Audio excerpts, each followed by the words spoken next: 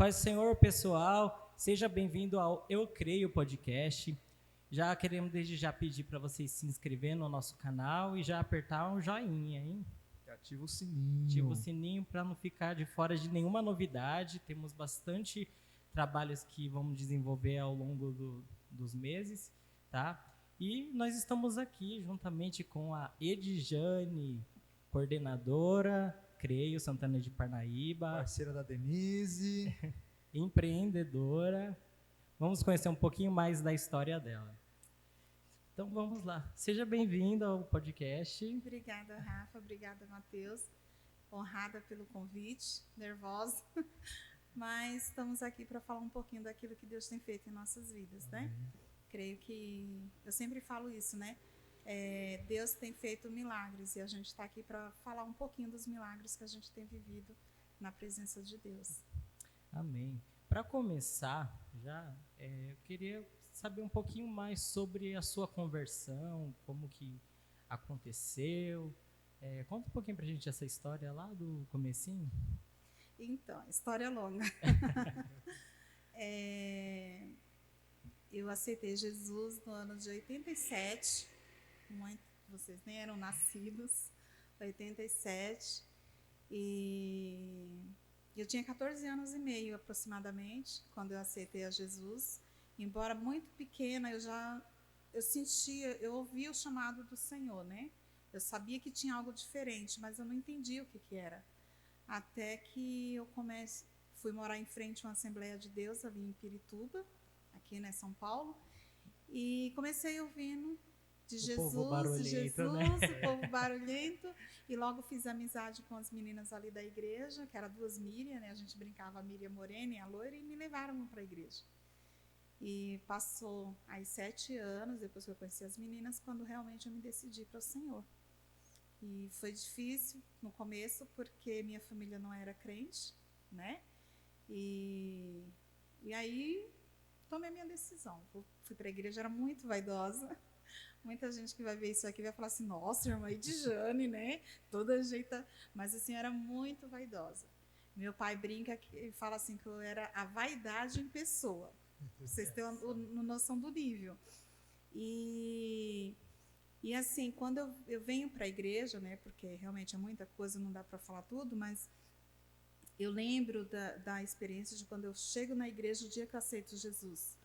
Porque aquele dia, eu lembro que eu estava com a saia preta. Eu sempre conto esse detalhe que é muito importante para que a gente entenda como Deus fez. Eu estava com uma saia preta longa e uma blusa branca de toda furadinha, né? Porque eu era muito vaidosa, então a roupa tinha que mostrar um pouquinho do moda, corpo, né? Também. E assim, toda, né, época dos menudos, né, para os antigos, cabelo todo repicado, toda maquiada, toda cheia de brinco, tudo. E então eu chego na igreja desse jeito. Muita maquiagem, carregada mesmo. Nos anos 80 isso era top. Quem olhava e falava assim, essa daí não é crente. Mas dentro da igreja, como que era? Tipo, então, você entrar dessa forma, os irmãos eu fui aceita lá. Então, assim, o primeiro dia que eu chego para aceitar, que eu aceito Jesus, eu sempre frequentava, mas assim, aquele dia eu fui para o culto desse jeito. Já foi diferente, né? Já então, com o coração com alguma coisa já... Deus já vinha trabalhando, mas mesmo assim, o homem, quando ele está no pecado, ele não entende que é Deus que está falando, que é Deus que está chamando. Realmente. Então, eu entro naquela igreja simplesmente para assistir mais um culto. Simplesmente porque me chamaram e eu fui. Mas, no final do culto, o pastor saudoso Antônio Miguel, foi meu primeiro pastor, o senhor já recolheu, ele prega e ele fala assim, olha, tem uma pessoa aqui na igreja que o Senhor te trouxe aqui nessa noite. E o Senhor está falando, e você quer aceitar Jesus. O Senhor falava com ele, você quer aceitar Jesus, mas você não tem força de levantar as mãos. Então, em nome de Jesus, levante e venha que a igreja vai orar por você. Gente, quando eu vi, eu estava no meio da igreja, em prantos. Eu não sei como eu consegui levantar, eu não tenho essa visão de ter levantado. Eu sei que eu estava no meio da igreja. E as igrejas antigamente, elas tinham o banco dos irmãos, das irmãs, que era tudo separado. Na frente era das irmãs e dos jovens. Então, quando eu chego no meio daqueles 4 bancos, assim, eu me vi toda de branco. eu não enxerguei mais aquela saia preta que eu estava ali. Eu me vi completamente de branco, era um branco resplandecente. Já começando a transformação. O Senhor já, começou ali. Então, assim, quando eu me dou novamente por mim, eu estou diante do púlpito, de joelhos, em lágrimas, a igreja, sabe, cheia da glória de Deus. E eu comecei a sentir vergonha, porque eu estava com aquelas coisas. Então, para mim, foi vergonha estar na presença de Deus, tão maquiada, tão cheia de brinco, dessas coisas. Não que eu esteja falando mal sobre usos e costumes, é particular, cada um. Mas, assim, é a experiência que eu vivi, né? Então, assim, eu levanto daquela oração totalmente transformada. Então, uma conversão completa, foi instantânea. Tem pessoas que levam tempo, né? Eu não, foi instantâneo. Naquele momento eu levantei transformada pela palavra do Senhor. E você já se desprendeu de tudo aquilo que você joguei. achava que já não agradava a Deus. E foi assim muito muito incrível o que Deus fez, porque foi uma conversão que a igreja inteira testificou, porque a igreja inteira me conhecia. Eu morava ali já há alguns anos ali na frente. Então, todo mundo me conhecia, todo mundo conhecia a história, conhecia a minha família, sabia como que eu era, como que eu andava. Então, assim, ver a transformação, né? Teve gente assim, meu Deus, como que foi Deus que fez? E dali por diante, o Senhor mudou completamente a minha vida. Então, aquelas vaidades que para mim era tão importante, deixou de existir para mim. Para mim não teve mais graça, não teve mais brilho, não teve mais nada que viesse preencher o meu coração. Sentido, né? Perdeu sentido. Mudou completamente a minha vida. E meus pais não eram crentes, né? Minha família... E como que foi isso? Os pais não evangélicos, porque é bem mais fácil, geralmente as crianças, os adolescentes, acompanhar os pais por eles estarem na igreja. Mas e quando eles não acompanham? Então, como que foi caminhar assim quando sozinho? Deus chama, Deus se responsabiliza. Sim. Eu fui muito feliz no meu chamado, porque quando o Senhor ele me chamou, Ele tratou com a minha família também. Então, quando eu chego em casa e eu falo para o meu pai, eu lembro que meu pai estava deitado, e eu cheguei e falei, pai, agora eu sou crente. Basicamente assim, não lembro exatamente o detalhe, mas ele me falou, agora eu sou crente. E meu pai levantou e eu falei, meu Deus. Né? Vou apanhar. Falei, meu Deus. Mas meu pai, graças a Deus, nunca bateu na gente. Meu pai é uma bênção. E ele levantou e olhou para mim e falou assim, seja então uma crente. A partir de hoje, você escolheu, você vai ser uma crente. E eu acho que aquele medo que eu tive da reação do meu pai, mas aquele incentivo dele, da forma dele... que impulsionou você a se firmar. Então. E aí não deu mais para voltar. Estamos aí, né, na presença do Senhor. E o Senhor foi trabalhando. Aí logo depois nós ganhamos minha irmã também para Jesus. O pastor lá, a igreja ajudou muito a gente. E ganhamos a minha irmã para Jesus, e aí ela começou a caminhar também comigo para a igreja, e ficamos as duas durante muitos anos, nós duas servindo ao Senhor, né? E os meus pais depois, muito tempo depois, ganhei o meu pai, minha mãe, depois pararam na fé, né? Mas minha mãe é católica, meu pai, eu tenho um irmão que é presbítero, tenho sobrinhos que é pastor, e Deus foi trabalhando no meio da família, né? E hoje estamos aí. E o Genival, onde que ele aparece na história então, aí? O Genival eu tinha já meus 20, né?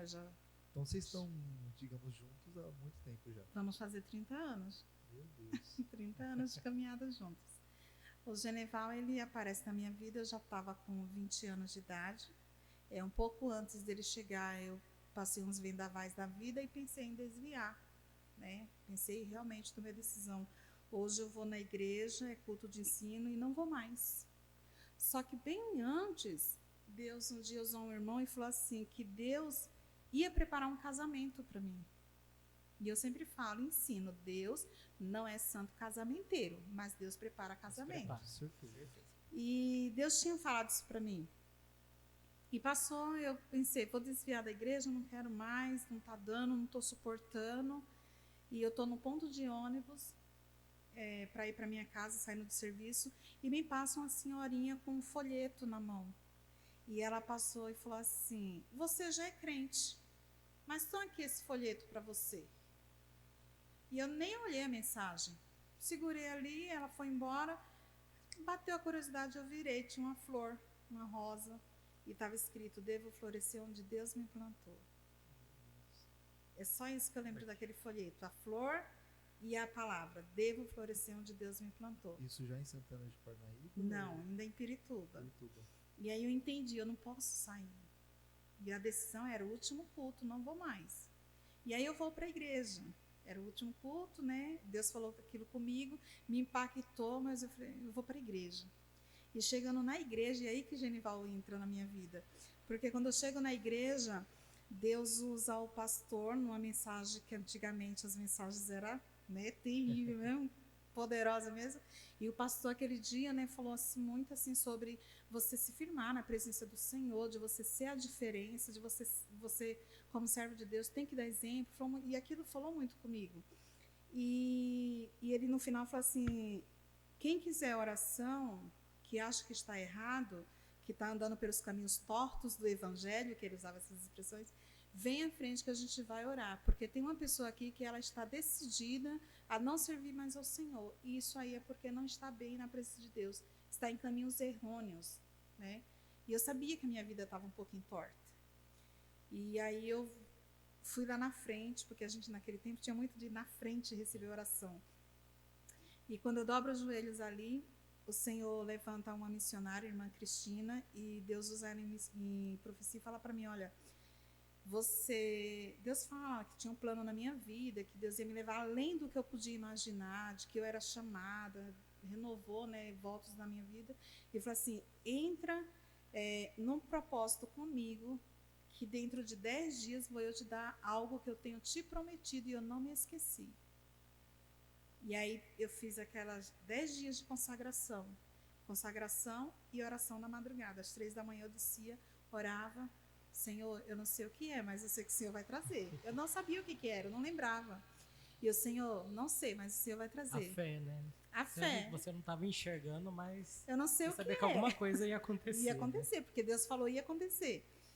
E aí 10 dias depois disso, vem o Genival pregar na minha igreja. Aí o coração bateu mais forte. Não, engraçado. Vocês vão rir. Ele vai rir isso depois. O engraçado é que quando ele foi na minha igreja, as meninas ficaram querendo namorar com ele. E eu olhei e falei: esse homem aí é casado. Esse irmão aí é casado. Aí não é. Aí não é. Eu falei: vou perguntar. E eu fui e perguntei, porque ele era amigo de um amigo meu. Então eu me achei na intimidade de perguntar, mas da intenção para as outras. Ele falou: não, irmã. Então a minha amiga quer saber se você é casado. Aí ele falou assim: não, quem casou foi meu irmão, que o irmão dele casou com a irmã de uma menina que ele namorou, alguma coisa assim. Vixe. Então ficou meio confuso, né? Então por isso que eu achei que ele tinha casado, mas quem casou foi o irmão dele, não ele. E aí ele falou: não, irmã, eu não casei não deu certo não. Ah, então tá bom. Morreu o assunto. Passou aí mais, acho que um mês e meio, e aí ele já me liga e me pede em casamento. Assim? Nossa. Por telefone. Mas já, assim. Mas como que ele falou? Não, tipo assim, pede: Senhor, irmã, porque o respeito era muito grande. Pede: Senhor, irmã, amém, irmão, tudo bem, então. Irmã, eu queria muito falar com a irmã. Pode falar. Tipo, pode falar. Já direta, né? Sem aí intenção. ele falou assim: não, irmã. Eu falei: irmão, fala logo. Tipo assim, sabe? Porque você é papão, então eu já vejo porque, sempre, assim, né? eu já vinha assim, meio, né? Eu falei: não, Jesus, não quero ficar. E aí eu falei assim: não, já falo logo o que é. Aí ele falou assim: a irmã quer casar comigo? Caramba. Aí que vocês acham que eu respondi? Eu falei: então, irmão, é assim, ó. Daqui a 8 dias eu lhe dou a resposta. O senhor vai orar na sua casa e eu vou orar na minha casa. E nós fizemos. Foi. Né? Faça então, o que a irmã de Jane falou, mas não façam o que ele falou, que não é mais assim hoje em dia. Vai orar, vamos orar. Tem que orar. E aí nós fomos orar. Eu orava na minha casa, sempre às 3 da manhã, é segredo, 3 da manhã. Eu orava na minha casa e ele orava na casa dele. E vocês já se viam assim, ou foi só mesmo aquele contato na igreja? Não, só de igreja. Só de, tipo, um grupo cooperado. Mas depois da pregação que você chegou a ver ele? A gente se falou umas 2 vezes na igreja. Pós-culto, a gente se juntava para ir numa barraquinha lá de um irmão, o irmão José Carlos, e juntava todos os jovens ali, era o ponto de encontro. Mas todo mundo junto, não tinha nada. E aí ficou nisso, a gente foi orar. 8 dias depois, e aí Deus me revelou, e Deus revelou para ele uma resposta, e revelou para mim uma resposta. E no final dos 8 dias, na verdade, se foram 8 dias, aí eu falei para ele, olha, eu aceito, mas é assim, assim, assim. Porque eu falei assim, olha, eu namoro, mas eu namoro para casar. Não quero, porque a gente que é crente é diferente, sim, né? Sim. Então, assim, já que ele me pediu em casamento, então, assim, quer casar, então agora vamos casar, né? É que é isso que é a dúvida da maioria das pessoas.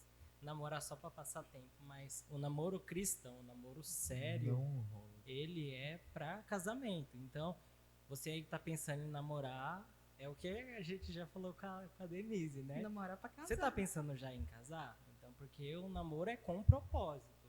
Não é só vou passar um tempo ali para uma carência, não. É uma coisa com propósito. Achou a pessoa que bateu o coraçãozinho mais forte, orar para Deus mostrar. E aí, Rafa, e como foi você? Pedindo a Débora em agora... casamento. Eita, olha, eu vim da igreja de Perus, né, pra cá, e meu pai estava procurando uma igreja e ele viu a igreja verde, ele falou assim, eu quero ir nessa igreja e a gente sempre passa, compra pastel ali, né, com as irmãs, vamos um dia no culto. Aí a gente veio, né, pra cá, e aí visitou e meu pai gostou. Aí no final do culto o pastor Valdir já falou assim, essa família que veio aqui, espera um minutinho que no final do culto a gente quer conversar com vocês. E aí fomos muito bem recebidos, e aí meu pai falou assim, vamos ficar aqui. Aí a gente começou a participar dos cultos, aí a gente começa já a ver, né, as pessoas, né? da igreja, assim, e aí eu acabei pegando uma amizade ali com a Dé. Uma amizade que nasceu da vizinha. Não foi? E o Matheus não sabe, eu sou madrinha, tá? Madrinha. Não, nossa. De casamento. De casamento. Me deram uma. E aí, comecei a participar do Renovo, né, que eu já, quando eu cheguei aqui na igreja, foi já com, não sei se foi 16 a 17 anos já no finalzinho.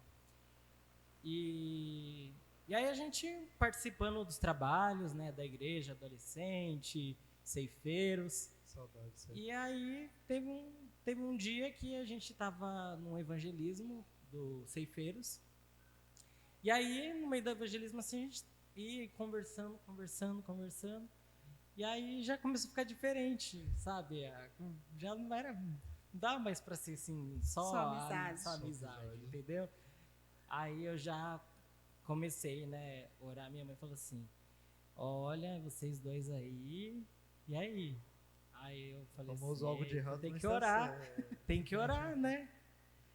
E aí eu já com muito medo, porque me deu um medo, sabe, uma crise de ansiedade, tipo, meu Deus, e agora? Como vai ser, né? Porque até então eu nunca tinha sentido nada sobre isso, assim, de namoro, muito inocente, sabe?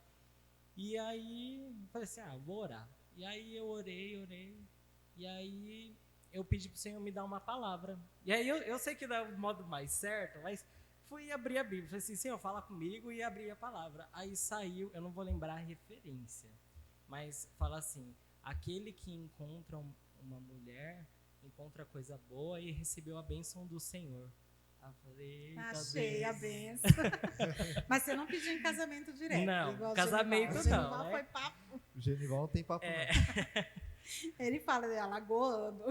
Foi. Aí a gente continuou conversando, que na época era SMS ainda. Orkut. Os torpedos da vida, né, que a gente mandava, aí depois o outro recebia no celular. Era isso na nossa época. E aí chegou um tempo que eu falei assim pra ela, e aí, a gente tá? Aí ela, tá o quê? A gente tá namorando? Aí ela falou, não sei, você não me falou nada. Aí eu falei, Jesus. Então tá bom. Você quer namorar comigo? Isso tudo por mensagem. Aí ela, eu aceito, mas primeiro você tem que falar com meu pai. Vixe. Aí eu, ai meu Deus. Deixa quieto. E agora, né? Mas amei, né?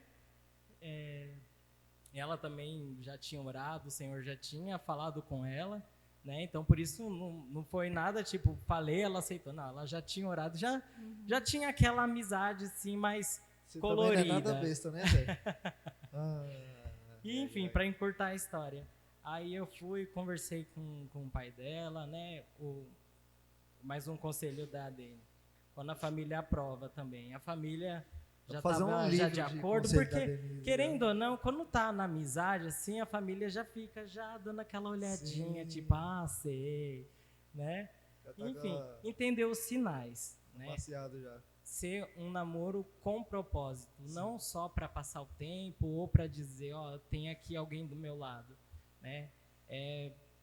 Se unir a uma pessoa para estar na obra, para uma pessoa que seja mais crente que você.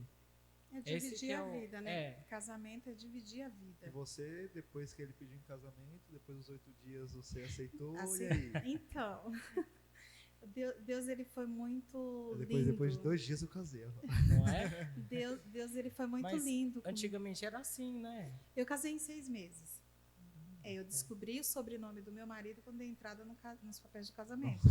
Foi que aí eu descobri o sobrenome dele, a originalidade dele, que ele é, né, lá de Alagoas, que eu morria de medo de Alagoano, porque meu avô era alagoano, era muito bravo, meu avô e minha avó, então eu falava assim, alagoano, e casei com alagoano. É um amor de pessoa. Ele é um amor, meu Deus. E assim, a resposta do Senhor foi uma visão que Deus me deu, então eu não tinha dúvida. Mas é interessante que eu não gostava do Genival para namorar, nem para casar. Mas eu fui muito atrás assim, do que Deus falou comigo. Então, Deus me mostrava, um irmão chegava para mim em visão, um sonho, e o irmão chegava para mim e falava assim, e cadê seu noivo? E eu falava assim, irmão Arthur, ele está viajando, ele só volta para o casamento. E eu olhava a minha mão e eu vi uma aliança com o nome Genival. Caramba. E isso foi eu lembro a data porque a resposta era na terça. Então isso foi de domingo para segunda. De segunda para terça eu tive de novo essa visão, só em um ambiente diferente. E aí me descia do céu um espelho na minha altura, na minha frente. E aí o irmão chegava e fazia a mesma pergunta. E o noivo? Aí eu falava assim, o noivo volta para o casamento. Aí eu olhava e de novo eu via a aliança com o nome dele. E eu via naquele espelho na minha frente o sonho da noite anterior. Então não tinha dúvida, era de Deus. Deus deixou muito claro, né? Quase desenhou, né? E aí, mesmo sem ter aquele sentimento, né? Lógico, quando fala assim, casa comigo, a gente começa já... Mas eu não tinha ainda assim, aquele sentimento todo, não vou namorar com ele. Não tinha. Em cima, né? Foi muito rápido, 1 mês e pouco disso. E aí, então vamos namorar. Aí deu tudo certo, a gente começou a namorar. Com 3 meses, nós noivamos. E mais 3 meses a gente já casou. Caramba. Uma situação difícil, financeiramente falando. Mas o Senhor foi trabalhando. Ainda domingo, eu comentando com uma sobrinha minha, Mari, eu falei, Mari, meu casamento, em termos assim, da preparação do casamento, festa de casamento, a preparação dos meus... Tinha tudo para dar errado. Era um casamento que não era para ter acontecido.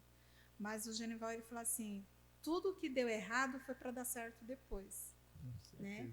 Então, a gente está aí há 30 anos, né? 3 filhas, abençoadas por Deus, e estamos juntos fazendo a obra. Né? Bênção.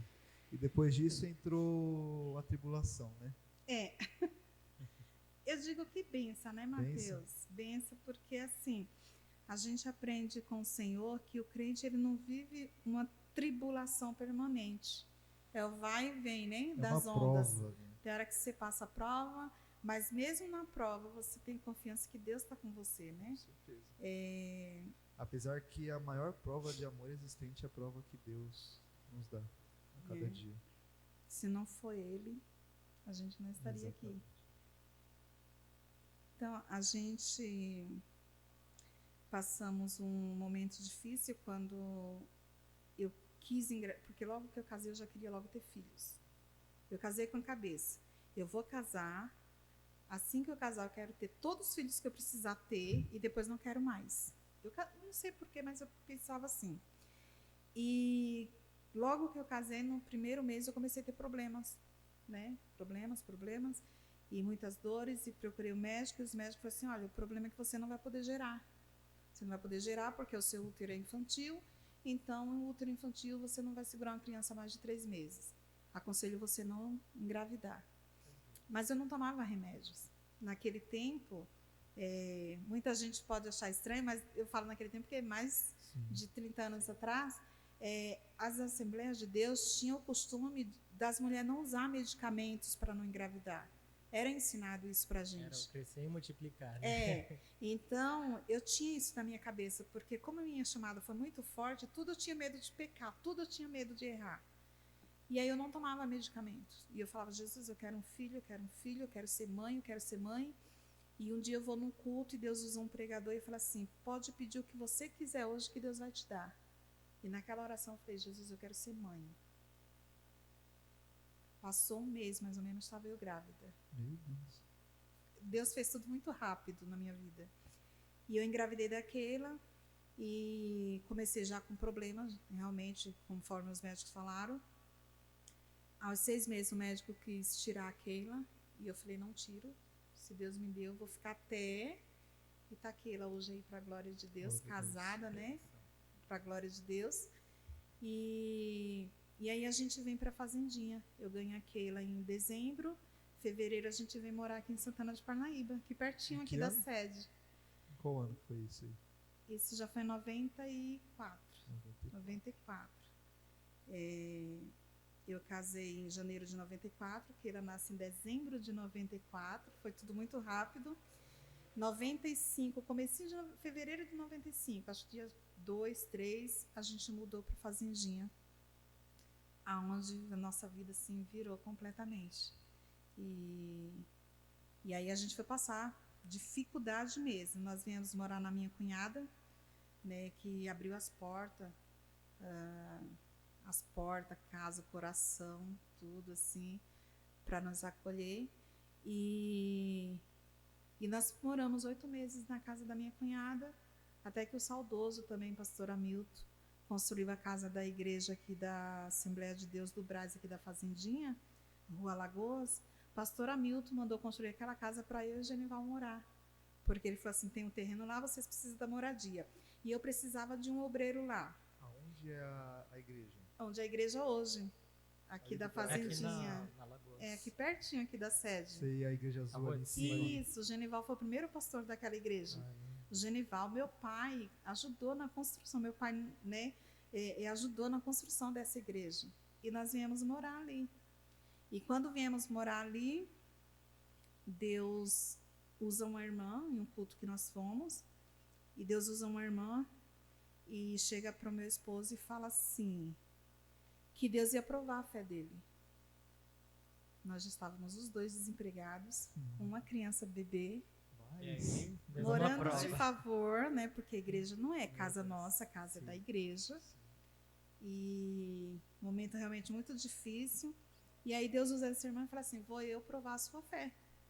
Eu vou passar você no funil, na peneira, e vou provar a sua fé. Moer bastante, Ia né? quebrar ele. Mas o interessante é porque quando Deus fala com o chefe da família, ele abrange a família inteira. Deus falando isso com meu esposo no púlpito, e eu lá na nave da igreja, me deu um desespero, um medo do que poderia acontecer. Só que depois Deus usou a irmã e falou assim, mas não se preocupe que eu estarei no barco com você. Gente, não foi um mês. Eu comecei com muita dor, e assim, eu estava andando na rua, dava aquela dor que eu perdia a força das pernas. Aí tinha que grudar nele, ou cair mesmo. Às vezes eu estava no tanque, lavando roupa, dava aquela dor, eu agarrava no tanque e gritava, já ia pegar a cadeira, e já ia esmorecendo. Tamanha dor que eu sentia, perdia as forças. E foi passou um mês e 15 dias, 2 meses, e aí eu comecei marcando consulta e não conseguia passar nos médicos. Chegava lá, o médico não estava, perdia o horário, não me atendia mais, o médico saiu na emergência e não conseguia me atender, e aí foi acumulando 5 meses. 5 meses? 5 meses para conseguir uma consulta e não conseguia ir passando esse problema. E aí a barriga começou a crescer, mas eu não sabia que estava grávida. E aí um dia a gente está... É muita coisa, não dá para contar tudo. Aí era a Karen ou a Karina? A Karen, a minha segunda filha. E aí um dia a gente está na casa da minha cunhada. Minha cunhada tinha passado mal, estava no quarto. E entrou o meu esposo e o meu cunhado foi orar pela minha cunhada. E eu fiquei na sala com a Keila, nanando a Keila para a Keila dormir. E Deus toma o meu cunhado lá no quarto e ele sai marchando, gente, coisa mais linda. Sai marchando no meio da casa. Foi lá onde eu estava, lá na porta, na sala. E ele colocou as mãos sobre os meus ombros e Deus começou a tomar ele, assim, profecia.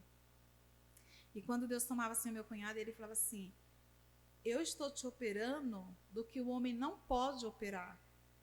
Eu vou colocar as mãos aonde eu não vou permitir o homem colocar. E eu sentia assim como que a mão do Senhor entrava assim, puxava do lado esquerdo do meu útero. Deu 3 puxões e eu senti uma bola soltando. Foi visível, foi físico, eu senti isso.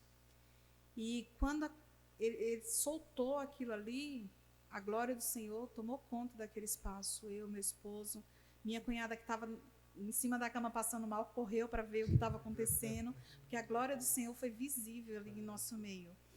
E aí Deus ainda usando ele falou assim: mas vou eu deixar um sinal. E este sinal vai confundir a medicina, para você ver que eu sou Deus na sua vida. Aí você descobriu que estava grávida. Ainda ficou 15 dias para me ter a certeza que eu estava realmente grávida. Mesmo com o buchinho já? Mesmo com a barriga já grande, mas eu não tinha sintomas de gravidez, eu só tinha essas dores. E aí passou, consegui fazer o teste lá em Colinas, porque aqui eu não consegui. Aí lá descobriu, realmente eu estava grávida, 5 meses já de gestação. Só que eu estava com infecção. 5 meses? 5 meses. Só que eu já estava... com a gravidez já bem avançada, já bem né? avançada. Já passou da metade da gravidez. Já. E passando assim muito mal. Por quê? Foi descoberto, aí me levaram de um hospital para outro, porque daí eu já passei a ser acompanhada. Tipo, eu passava mal, eles me levavam aqui para a fazendinha. Aí na fazendinha eu não tinha condições, me mandava para Colinas. Colinas não tinha condições, me mandava para Osasco. Chegava em Osasco, muitos médicos em Osasco, eu ouvia essa expressão: a gente não vai colocar a mão em você, o bebê está bem, a mãe está podre. Eu vi muito isso, muito, de muitos médicos. A mãe está podre, o bebê está bem, porque eles escutavam o coração, estava beleza, né? Via o tamanho da barriga, então estava desenvolvendo. Mas a mãe estava podre, então eles não podiam pôr a mão, segundo o que eles falavam. E me mandava para casa, me entupia de injeções para não perder a criança, porque eu passei a ter dilatação por causa do peso da criança e a infecção estava muito alta, né? E aí eu comecei a ficar sendo acompanhada assim.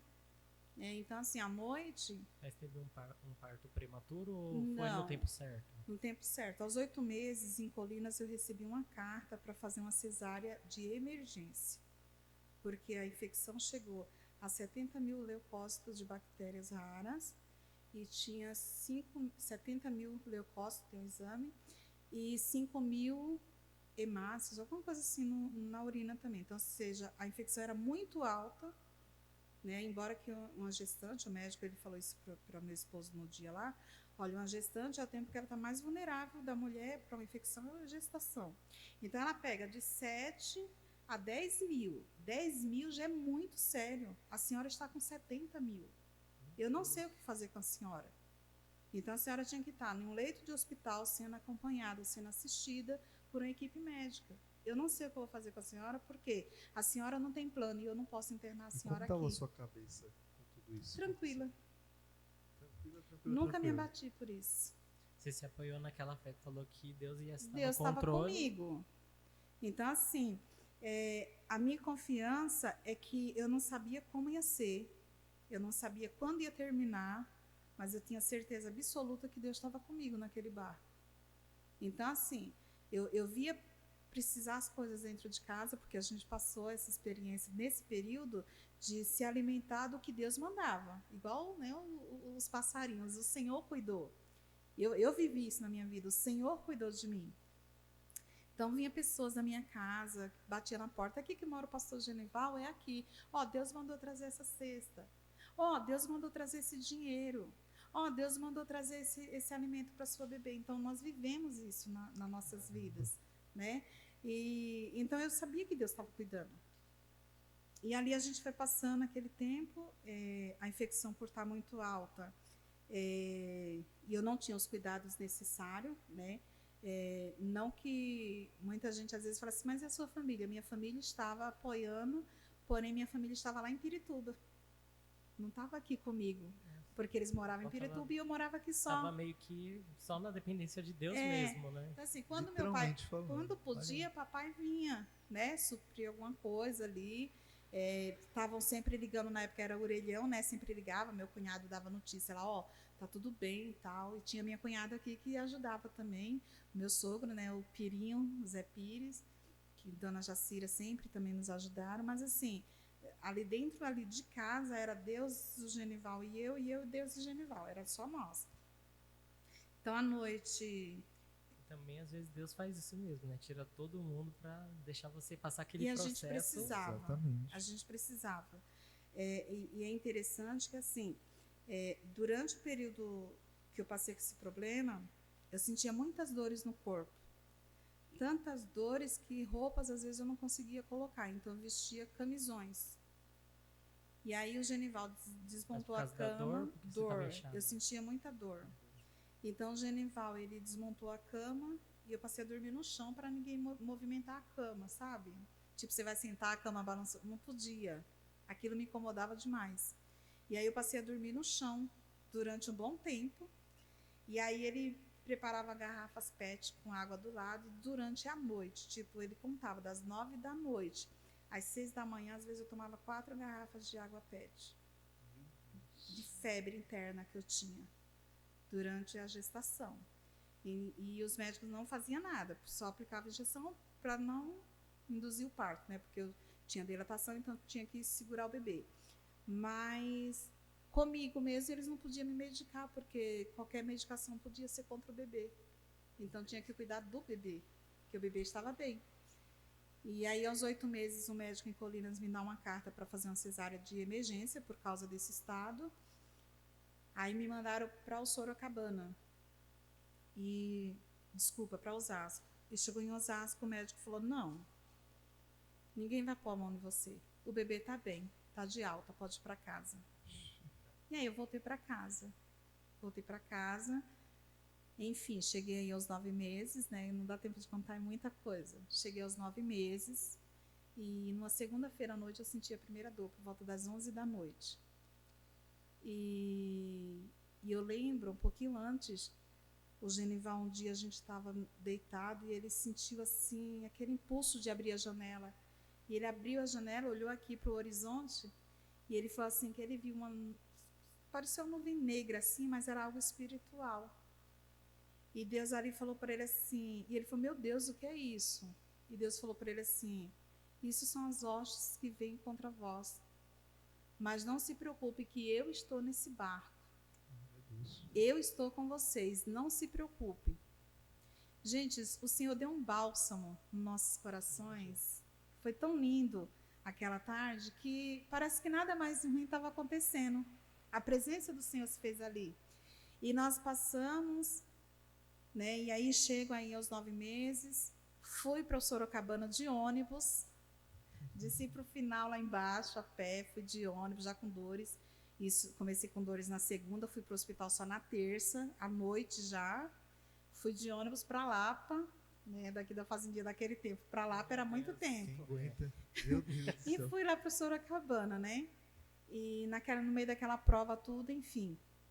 Chegando lá, eu fiquei internada, isso já na terça. E aí foi complicando porque os médicos não queriam fazer meu parto. Chegava as moças, ia ganhando neném, e os médicos me deixando. Aí chega um momento que eu olho para a parede e faço igual o rei, né? Eu vou orar lá na parede. Senhor, até aqui, Senhor, eu aguentei. Até aqui, Senhor, eu suportei. Mas, Senhor, se Tu tem, Senhor, algo na minha vida, faça por mim. Porque eu não tenho mais força. E realmente eu não tinha, eu estava acabada fisicamente, né? Espiritualmente eu estava começando a chegar já no meu limite. E aí eu escuto uma voz lá do corredor que vem espraguejando tudo, que Deus usa, gente, quem Ele quer, do jeito que quer. E Deus toca lá numa enfermeira, chegou assim, tá aqui desde quando? E eu falei, ela falou assim, e você ainda tá aqui? Sem medicamento? Porque nem um soro tinham me dado ainda. Eu falei, tô. Levanta, mãezinha, vamos ganhar esse bebê agora. E ela foi lá na sala, tirou o médico do descanso, do repouso, e fez o médico vir brava, xingando o médico, para fazer o meu parto. E a minha filha prepara, nasceu. né, Deus as prepara. pessoas certas. E aí, Karen nasceu bem, graças a Deus. E aí eu desmaio, né, no corredor do hospital. E aí eu vejo essa porta. Enfim, quando eu tento pegar essa porta, não dá certo. De repente eu escuto uma voz de trás dessa porta que fala assim para mim: ainda não é o tempo. Você vai voltar e você vai contar e vidas vão ser alcançadas pela sua voz. Meu Deus. E eu acordei. Isso eu estou sendo arrastada, literalmente arrastada no corredor do hospital de Sorocabana, que é onde passava o sangue e ficava. Eu estava tendo uma hemorragia. Então, um enfermeiro e enfermeira me carregando. E eu lembro que quando chega comigo no quarto, manda eu segurar na cama, porque eles iam preparar ali o leito para mim. E tinha uma outra paciente no quarto comigo. E eu lembro de levar a mão, mas eu não lembro de tocar na cama. Eu caio de novo.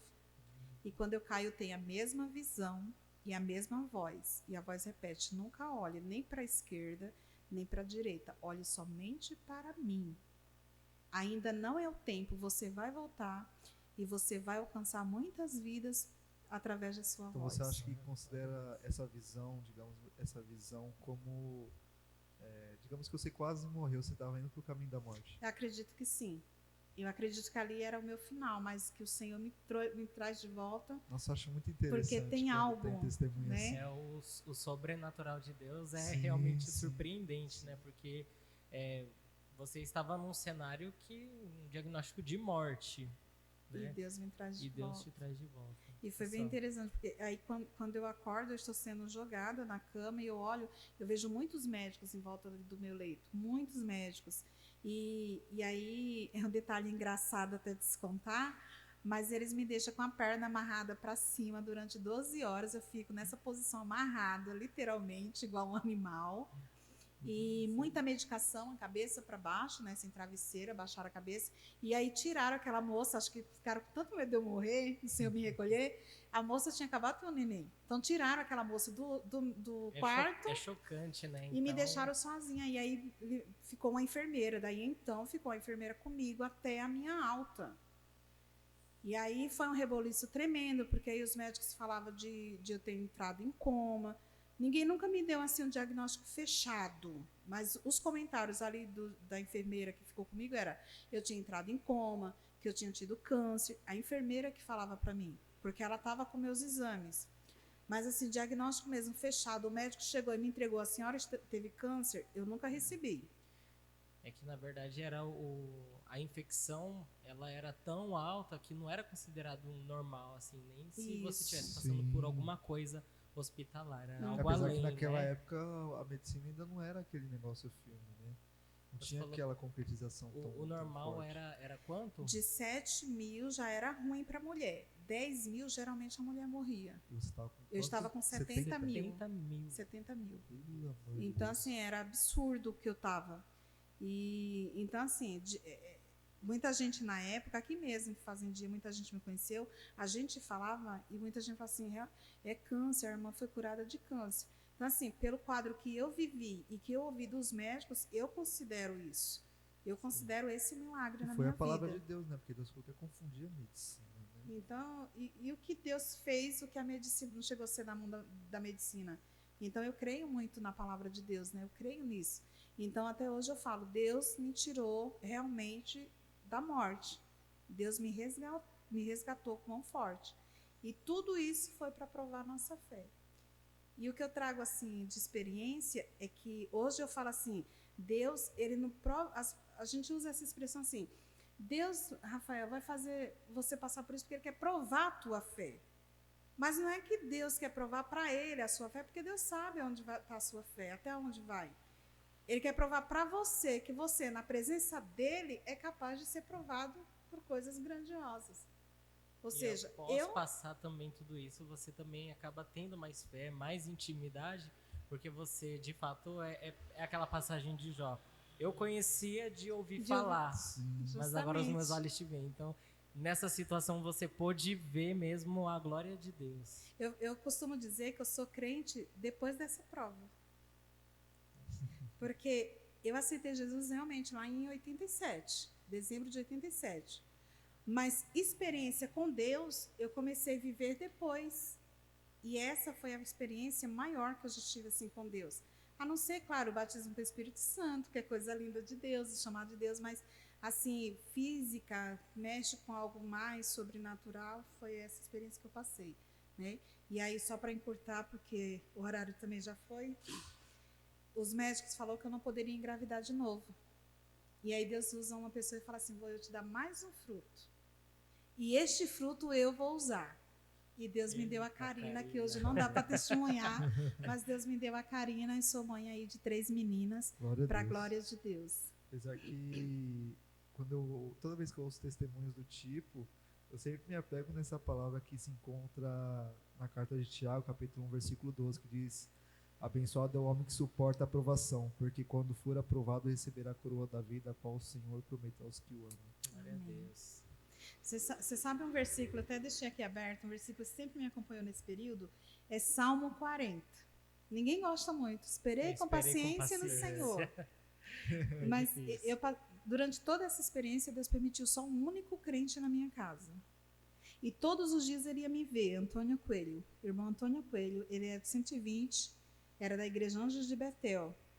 Todos os dias ele ia me ver, todo dia Deus dava esse salmo para ele. Então, todos os dias ele chegava na minha casa, ele saía arrastando a cadeirinha para o quarto, onde estava meu colchão, e eu pensava assim, ele vai puxar a cadeira para sentar. Não, ele colocava a cadeira do lado do colchão, ele se ajoelhava, às vezes com o rosto no pó, ele lia esse versículo e ele orava por mim.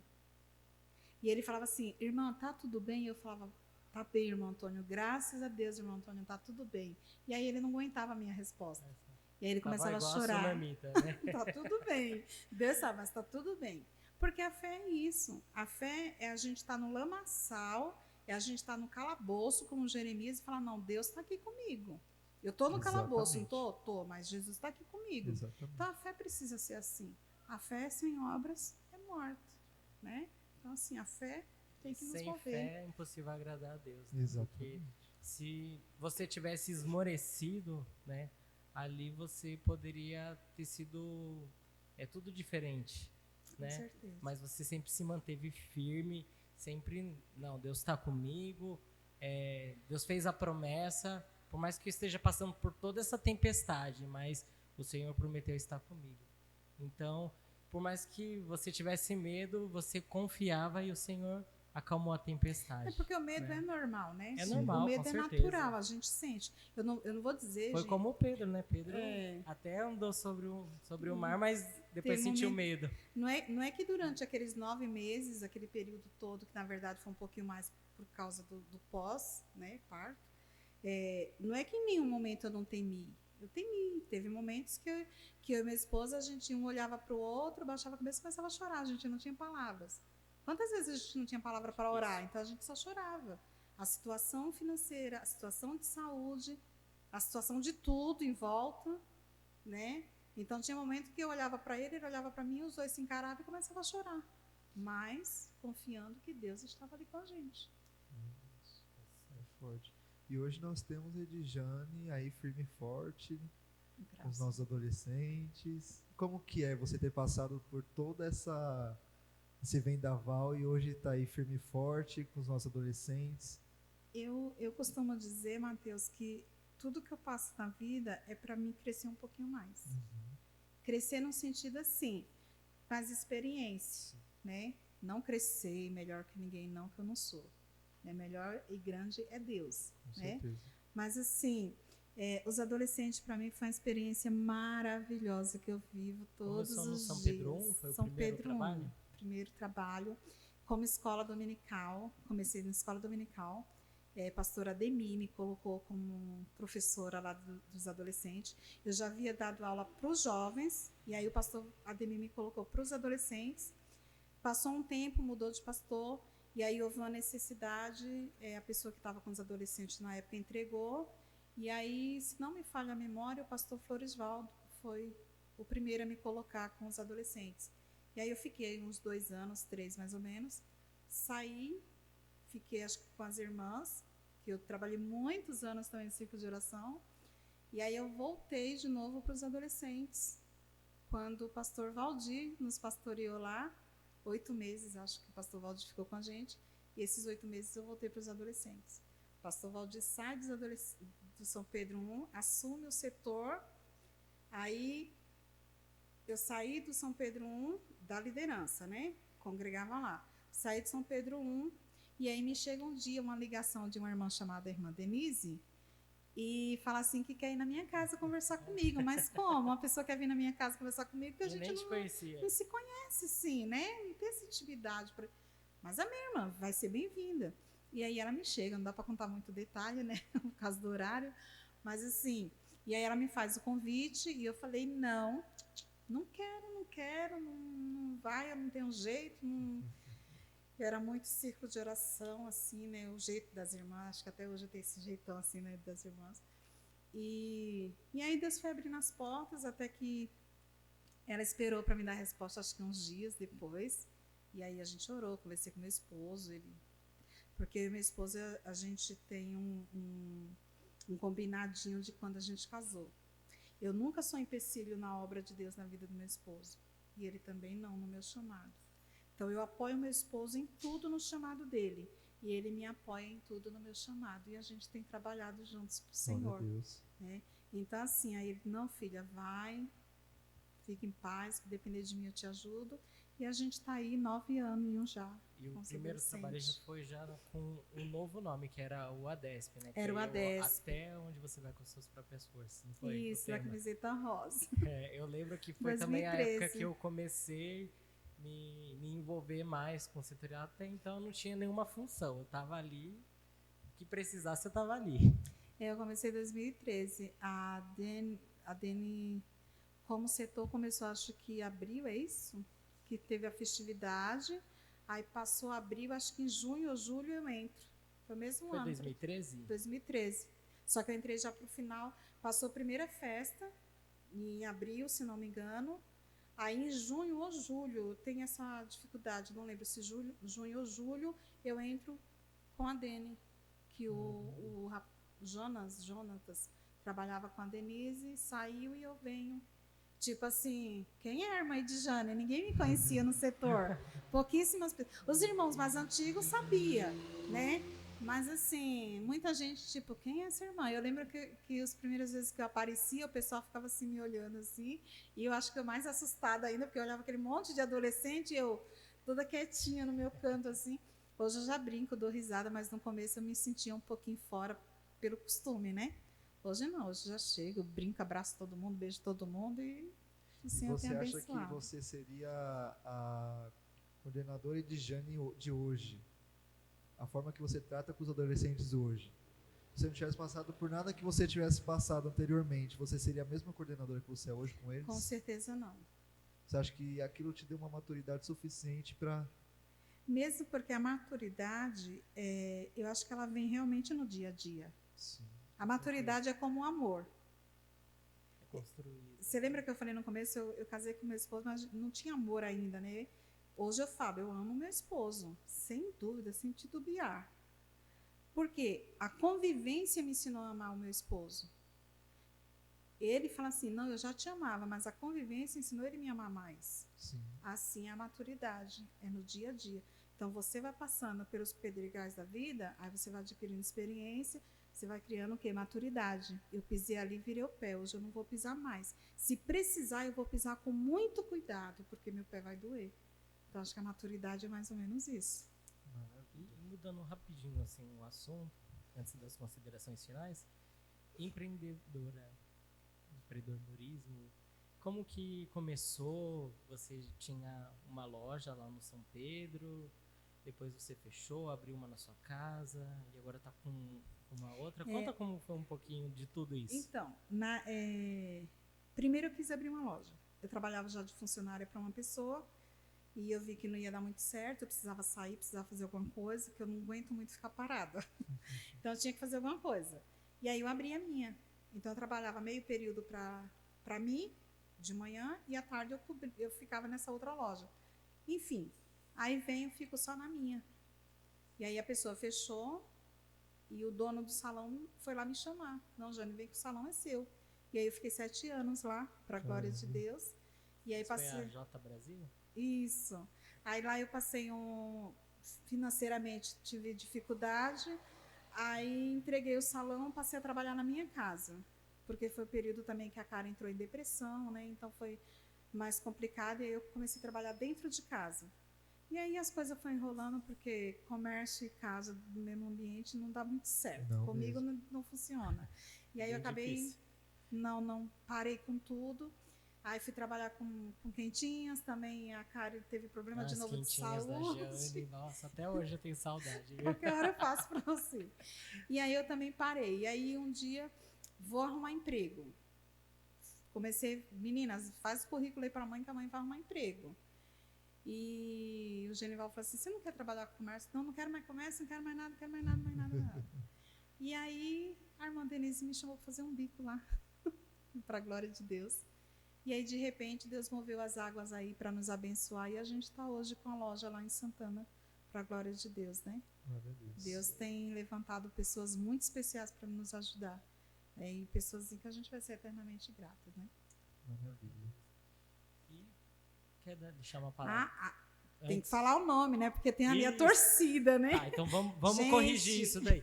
Como que é o nome da loja e o endereço? Como que a gente faz para O endereço encontrar? não me pergunta ainda. Ixi. Ainda estou aprendendo. Nós estamos ali na Sáfia Modas Evangélica, ali no centro de Santana de Parnaíba, pertinho ali da loja 100. Virou a calçada ali da Sérgio Calçados, subiu ali do ladinho da Denihu, estamos ali juntinhos, para a glória de Eita Deus. glória. Vão lá, gente, Denihu e Sáfia, só dá nós agora em Santana. Eita, glória. Amém. Deixa uma palavra para os nossos adolescentes, as suas considerações finais. Meus adolescentes, meus amores, eu amo muito vocês. Eu quero agradecer mesmo de coração, cada um de vocês. Tem aqueles que a gente ainda não tem muita intimidade, assim, às vezes pelo lugar, né? Eu moro um pouquinho mais afastada, mas saiba que vocês estão sempre nas minhas orações. Sempre eu estou orando por este setor. E eu creio, e quando eu falo aqui, às vezes, em cima do púlpito, gente, eu creio no Deus de milagre. Hoje vocês, né, vendo um pouquinho da minha história, vão entender o porquê eu falo tanto do Deus de milagre, né? Então, esse Deus de milagre, adolescente, está aí com você, né? A gente tem passado dias difíceis com os adolescentes, não só com os adolescentes, mas com a humanidade. Muita gente entrando em depressão, muita gente... Ontem eu recebi a notícia de um jovem muito querido nosso que tentou contra a sua vida. Então, assim, e a gente tem orado, o Senhor, graças a Deus, o Senhor trouxe ele de volta para a glória de Deus. Então, adolescente, nós estamos aqui, amamos vocês, que Deus continue abençoando vocês grandemente. E precisou, é só chamar a irmã Edjane e a irmã Denise. Maravilha. E é isso, gente. Estamos aqui finalizando mais um episódio. Não se esqueça de compartilhar, curtir, comentar, se inscrever e ativar o sininho.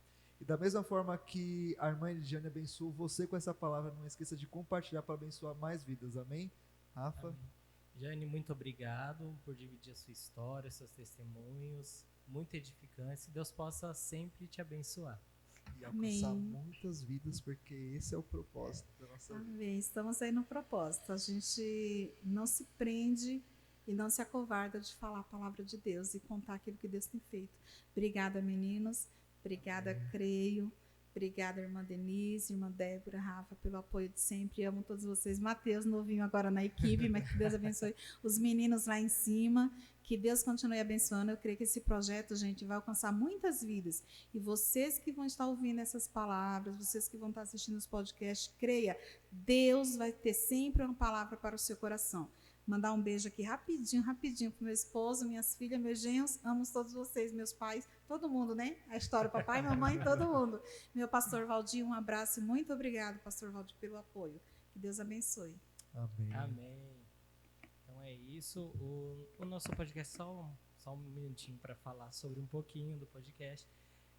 Esse é o intuito. do nosso podcast. Não é um simples entretenimento assim para passar o tempo ou para contar sobre a vida de alguém. É sobre o que Deus fez, Deus faz na vida da pessoa, como Deus pode transformar, e que a palavra de Deus, que esses testemunhos possam alcançar vidas, que possam transformar.